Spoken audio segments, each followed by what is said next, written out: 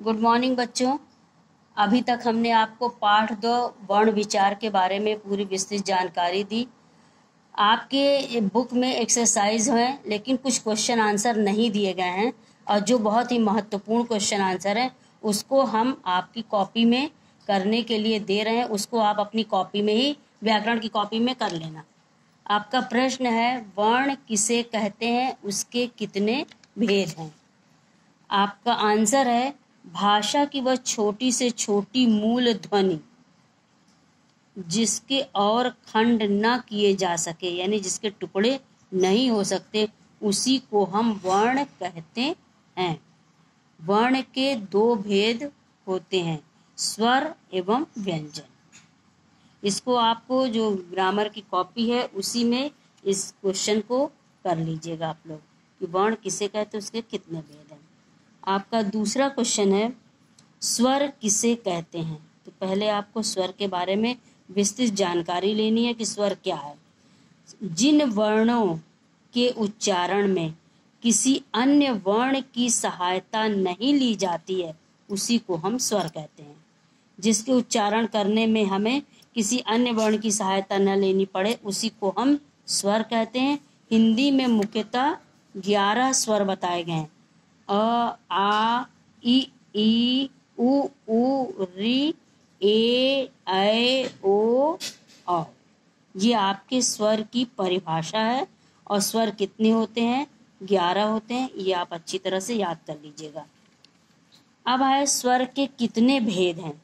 तो स्वर के 3 भेद बताए गए हैं। एक है ह्रस्व स्वर, ह्रस्व यानी छोटा। तो जो भी स्वर के छोटे शब्द हैं, छोटे अक्षर हैं, जैसे अ, छोटा, छोटी ई, छोटा ऊ, री, तो ये ह्रस्व स्वर के अंतर्गत आता है। दूसरा है आपका दीर्घ स्वर, जो बड़ा होता है, दीर्घ स्वर, जैसे आ, ई, ऊ, यानी जिसमें मात्रा लगी होती है बड़ी, वो हमारा दीर्घ स्वर कहलाता है। तीसरा आता है स्वर के भेद में प्लुत स्वर, जिसका प्रयोग नहीं किया जाता है, लेकिन जानकारी के लिए आप ले जाए इसको। उदाहरण में से ओम शब्द के उच्चारण के द्वारा इसको जाना जाता है। इसे कह लेते हैं प्लुत स्वर।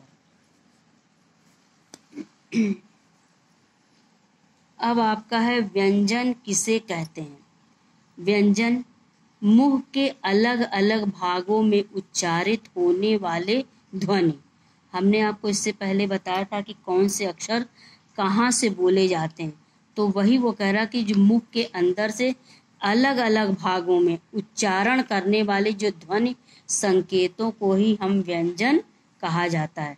जिन बिना स्वरों की सहायता के इनका उच्चारण नहीं किया जा सकता है। जब तक स्वर का प्रयोग नहीं करेंगे तब तक इनका उच्चारण सही ढंग से नहीं किया जाएगा। हिंदी के मूल व्यंजनों की संख्या जो है वो 33 बताई गई है। वो है आपके बुक में भी ये सारी चीज़ें दी गई हैं। क वर्ग, च वर्ग, ट वर्ग, ये सभी अलग अलग उच्चारण स्थानों से बोले जाते हैं।